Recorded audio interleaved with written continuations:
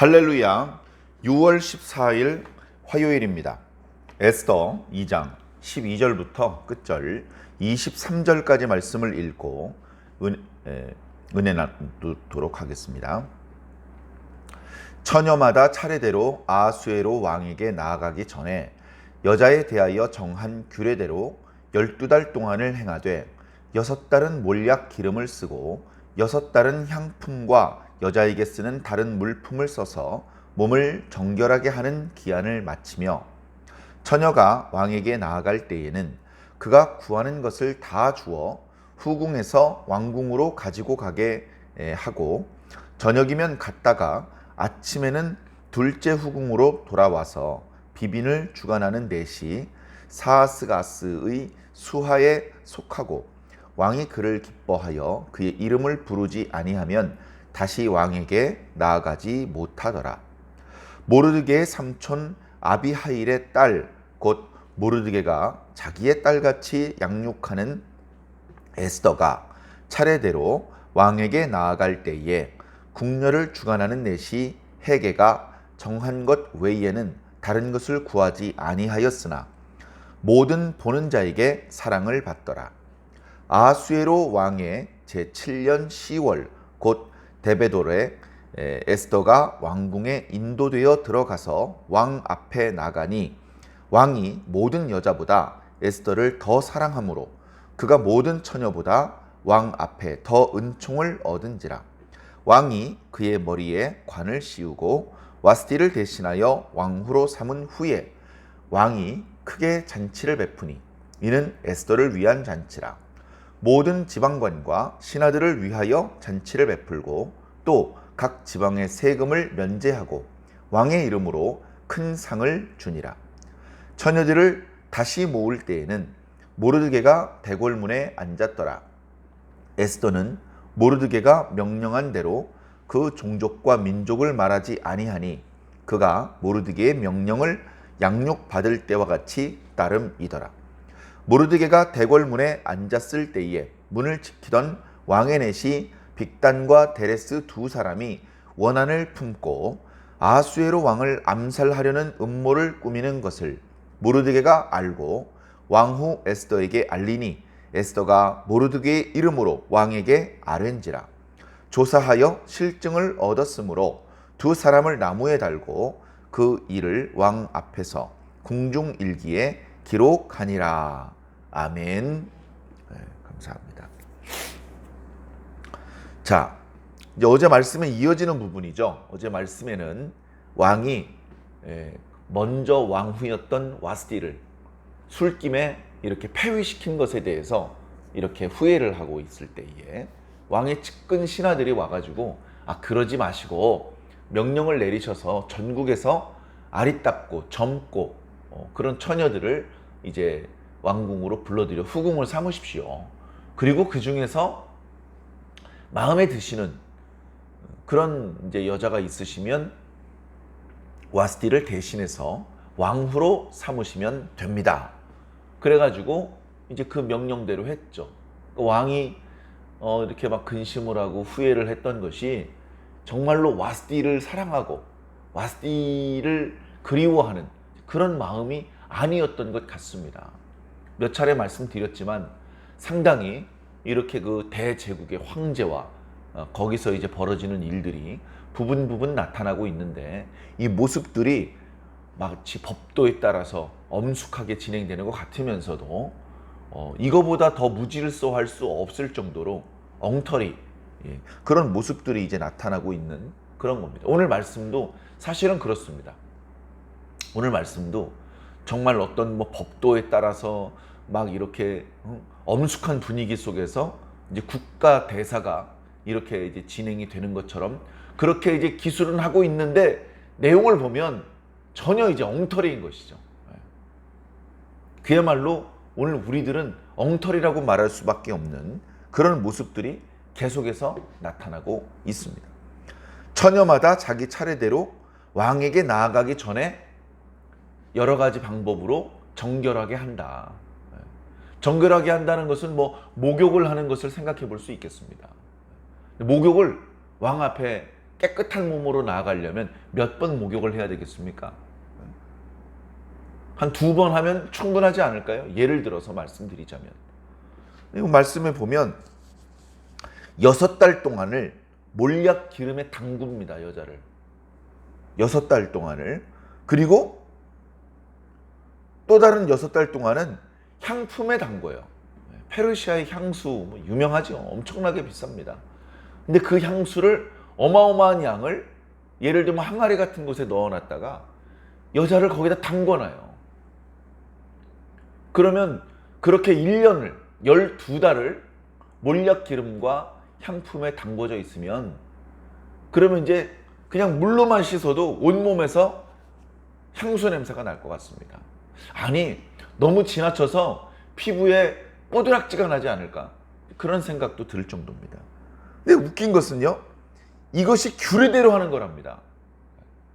무슨 왕국에 규례가 만들 데가 없어서 후궁이 될 사람들 목욕하는 거, 이걸 규례로 정하고, 잔치 때 술 마시는 거를 규례로 정하고, 집안일을 남편이 다스리도록 하는 것을 규례로 정하고, 엉터리라고 말할 수밖에 없는 것이죠. 그리고 처녀가 한두 명이 아닙니다. 페르시아 1장에 인도부터 구수까지 127개 지방을 관장하는 대제국인데, 거기서 각 지역에서 한두 명씩만 보내도요, 수백 명입니다. 수백 명.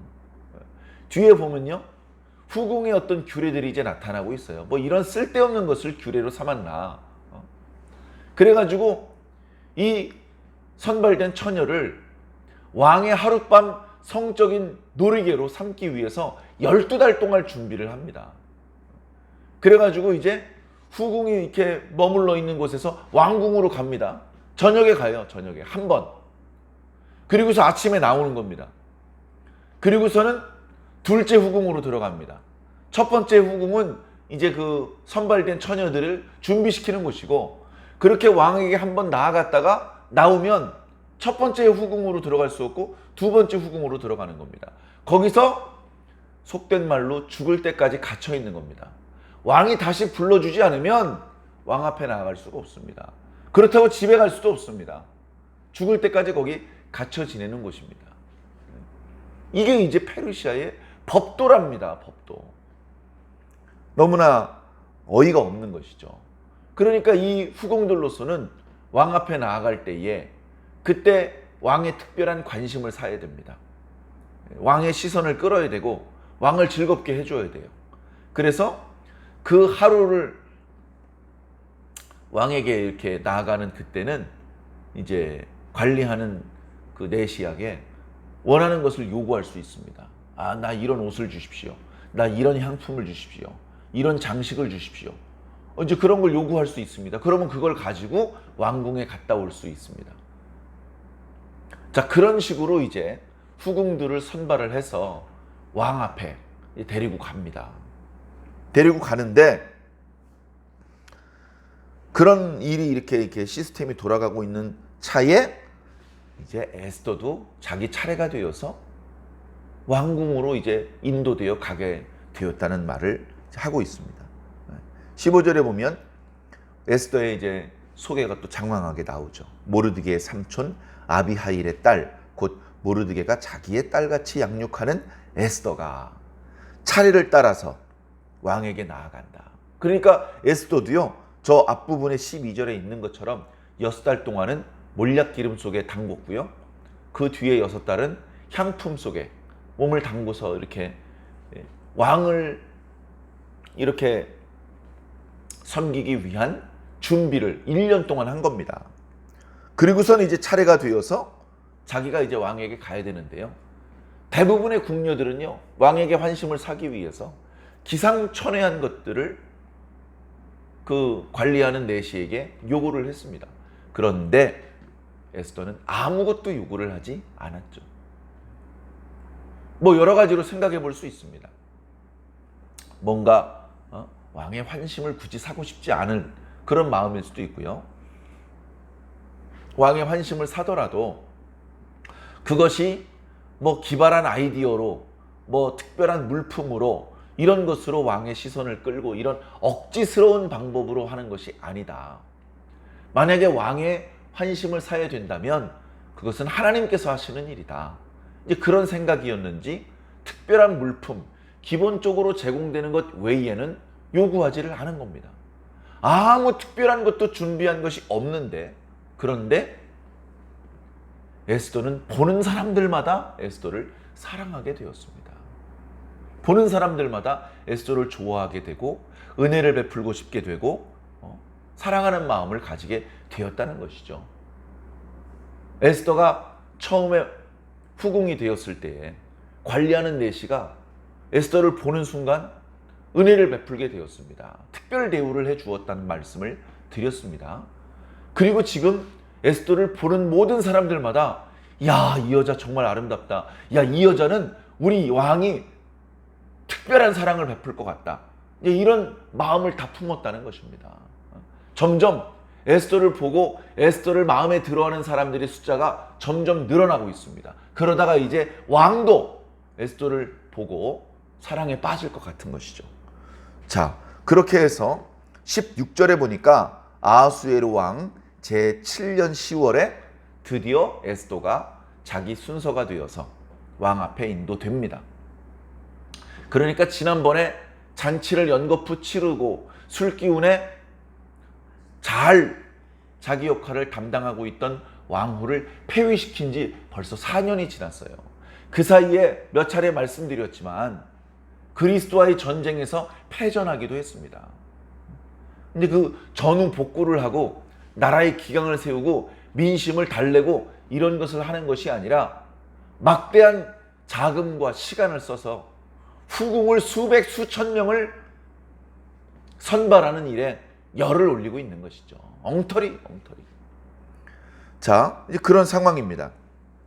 그런 상황에 뜻밖의 왕후의 자리가 공석이 되었고 왕후를 선발하기 위해 후궁들을 뽑는 과정에서 에스더가 자기 차례가 되어서 왕에게 인도되었는데 17절에 보니까 왕이 모든 여자보다 에스더를 더 사랑하다.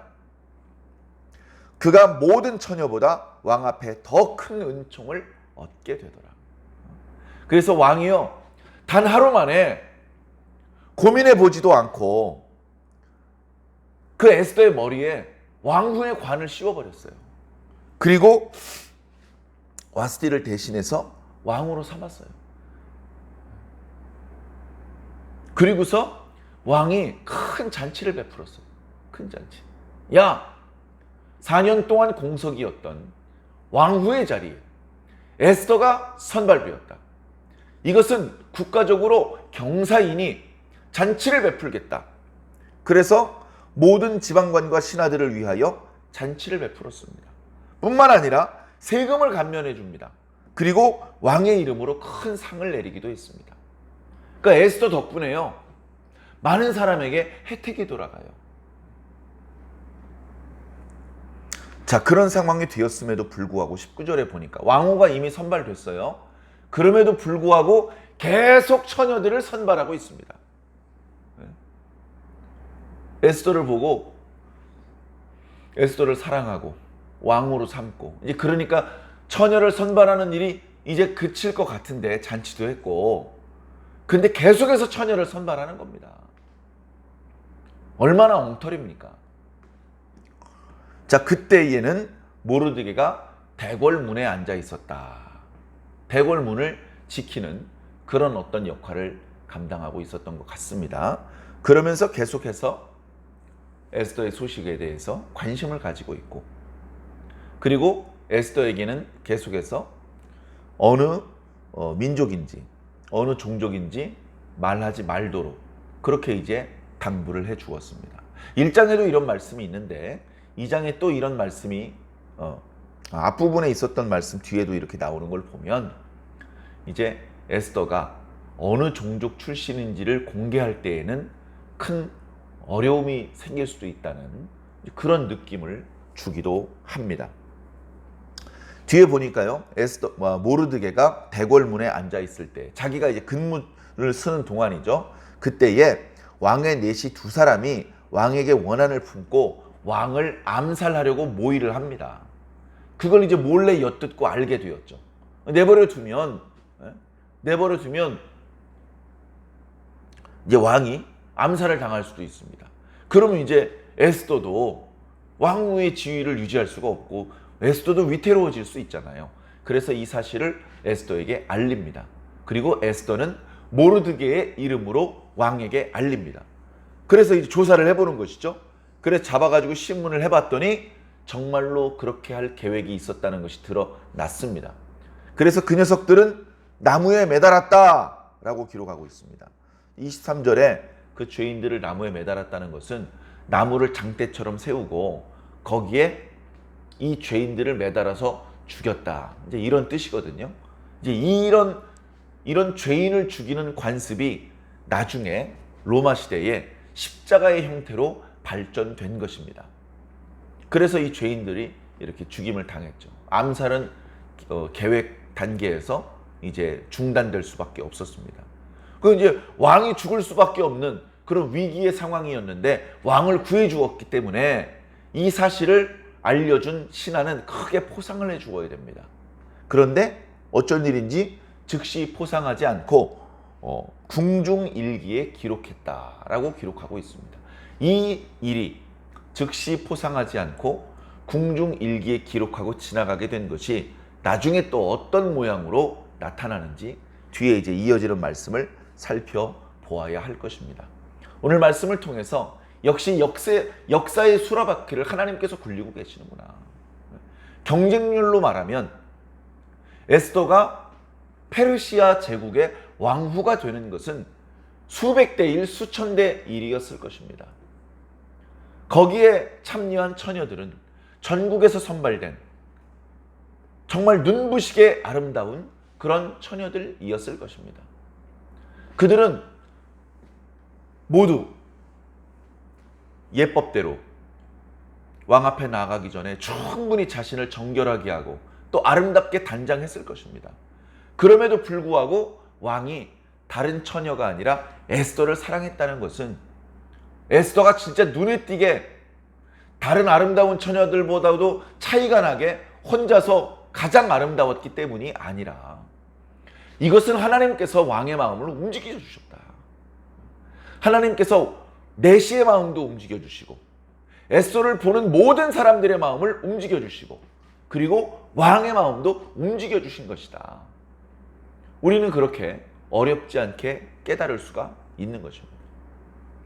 그렇게 일이 되려면 하나님께서 앞장서셔야 되고 하나님께서 도와주셔야 되고 하나님께서 역사에 주셔야 되는 것이지 하나님의 도움과 무관하게 내가 잔꾀를 부리고 내가 남달리 기발한 아이디어를 만들어내고 내가 뭔가 아무도 생각하지 못했던 물건을 준비하고 그런 방법으로 이런 역사들이 나타날 수 있는 것은 아니라는 것입니다. 물론 우리가 일상적으로 하는 많은 일들에 대하여 여러 가지로 고민하고 구상하고 전에 쓰지 않은 새로운 방법도 한번 써보고 이럴 때가 많이 있습니다.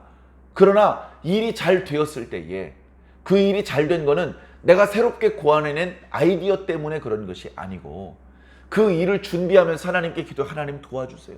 하나님께서 함께 해주세요. 하나님 이 일이 잘 될 수 있도록 주님께서 이끌어 주세요. 그렇게 기도해서 하나님께서 그 기도를 들으시고 도와주셨기 때문에 잘 된 것이라는 것을 깨달아야 된다는 것입니다. 그런 깨달음, 그런 믿음이 그 다음에 또 다른 일을 진행할 때에 또 기도하게 만들고 또 하나님을 의지하게 만들고 그 일이 또 잘 되었을 때에 이것은 하나님 덕분이었구나 라는 것을 깨닫고 하나님께 감사와 영광을 돌리게 만드는 것입니다. 그렇게 되면 또 다른 좋은 일이 생깁니다. 그 또 다른 좋은 일은 또 다른 좋은 일을 불러오게 되는 것이죠. 그래서 하나님의 백성은 항상 좋은 일이 생깁니다. 항상 축복을 불러오게 됩니다. 고난을 맞이하게 되더라도 그 속에서도 지혜를 깨닫고 고난에서 빠져나온 이후에 더 큰 행복을 누릴 수 있게 되는 것이죠. 저와 여러분들이 소망해야 될 행복이 바로 이런 것들입니다. 우리가 소망하는 행복은 이 땅에 있는 동안에 누리는 행복이 다가 아닙니다. 우리가 소망하는 행복 중에는 이 다음 세상에 하나님께서 우리들에게 주시는 하나님 나라의 영광과 행복도 있습니다. 그러나 이 다음 세상에 오는 것만 있는 것은 아니고 지금 이 세상에서 우리가 누리고 맛보는 부분도 조금은 있죠. 고난 중간중간에 하나님께서 주시는 위로도 있고 또 각자의 상황에 따라서 하나님께서 복을 주시고 기쁨을 주시고 행복을 주시는 경우도 많이 있습니다. 우리는 그것들을 누리고 그때마다 하나님께 감사하고 하나님께 영광을 돌려야 되겠죠. 그런 생활이 반복되었을 때 마지막으로 큰 축복, 하나님 나라라고 하는 축복을 우리가 받게 될 것이며 거기서는 고난의 과정 없이 영원토록 기뻐하며 행복해하며 하나님을 찬양하는 그런 행복을 누리게 될 줄로 믿습니다. 그때까지 우리의 어거지로 억지로 하나님 나라에 들어가는 것이 아니고 결국은 하나님의 사랑으로 결국은 하나님께서 도와주시고 인도해 주시는 은혜로 우리가 하나님 나라에 들어가게 되고 이 땅에서 우리가 계획하며 모의하는 일들도 결국 하나님께서 도와주셔야 온전할 수 있고 형통할 수 있다는 것을 꼭 기억해 주시기를 바랍니다. 오늘은 어떤 계획을 가지고 계십니까? 그 계획 가운데 하나님께서 함께해 주시기를 기도하시기 바랍니다. 그리고 그 일이 진행되는 중간중간에도 기도하시고 그 일이 잘 풀릴 때 야, 하나님께서 도와주고 계시군 라고 느낄 수 있고 감사할 수 있는 그런 저와 여러분들이 꼭 되기를 주의 이름으로 간절히 축원합니다. 아멘.